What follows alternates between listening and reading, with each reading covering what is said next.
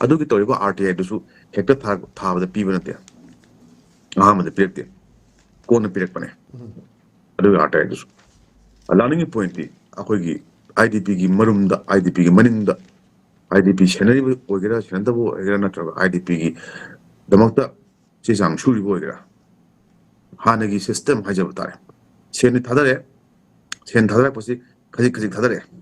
ꯈꯖꯤꯛ ꯈꯖꯤꯛꯁꯤꯗꯒꯤ ꯑꯃꯨꯛ ꯑꯩꯈꯣꯏꯒꯤ ꯂꯩꯔꯤꯕ ꯍꯥꯟꯅ ꯊꯨꯡꯗꯣꯔꯤꯕ ꯀꯥꯡꯕꯨꯗꯨꯅ ꯈꯔ ꯑꯃꯨꯛ ꯀꯥꯞꯍꯧꯕ꯭ꯔꯥ खरा अमुक मखा ताबा चे सांग सुरी मिसिन खरा अमुक कफौरा मखा ताबी खरा नुं लेबो खोटपगी नमादा खरा अमुक कफबा अदु तागदि लास्ट तारिबदुदि अखोय चौबगी दमकता थादरिबा पागो चौबगी थादरिबसे लुपा लाख अमने अइंगोना योरपदि लुपा लिसिंग अनि का योरदि ककामि मागता अखोय गवर्नमेंट की ब्यूरोक्रेसी रेड टेप अमदि अखोयगी सेल तिंग तागदि चा थक तागदि लापीद तागदि अखोयगी फाइल जतबा खुनाय अमनेना मयाम लोय खंगना वफमने सिदे अखोयगी तोंगान तोंगानबा लेंगाकी लोसन सिंगसिदा करी करी कमाइन तौर कांसिदा फाइल मूव तौगे कमाइन कमाइन तौ काना काना कई पीरे कांसिदा कमाइन तौना क्या परसेंटेज पीरे कांसिदा कमाइन तौगे हायदुदि अखोयना फोंना बावब्रा मांगदा सानाबा वारी हयेंसिना मंत्री पुकी मांगदा स्वायदा हाई कोर्ट स्वायदा सानागद्रा अदु लोइनम खंगना पोट मातने हाय तागदि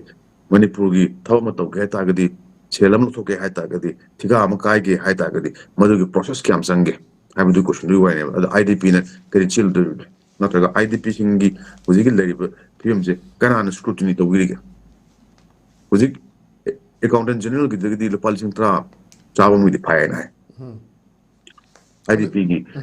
अखोयगी सेल सिंगसिगी ट्रांसपेरेंसी क्याम लरिगे हायबसिदि करंबा अखोयगी गवर्नमेंट की नत्रगा तोंगानबा इन्वेस्टिगेटिंग एजेंसी ना जिनबिगगे सी मतंगसिदि IDP सिंगसिनसु याम क्लियर ओइन थोपेप मथौ ताय तारे यस संगाई फेस्टिवल अखोयगी तौबिगनु हायबु सुमायना अखोयगी चक्तुंग फंगदे हाइन लाउरिसे मसिगी खलाउसे अमुके हेना कन्ना लापु मथौ ताय मसिसि मिंग पलपु मथौ ताय मीडियादा A ना मतपनी B ना मतपनी C ना मतपनी हायबु सुमा मयक सेंगना अखोयगी मचा खायना थोंगपा टाइमिंग अमसु लाखिनी हायना खले मसिदि मी म्याम जम सोकनारकनी अदुगा अयें लेबा मचा याम तादब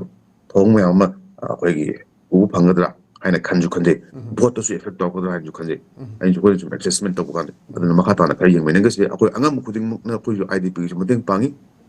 मीडिया एज अ स्पेशल अखोयनसु मतेंग हेनसु पांग थोकप्रा करम मोंग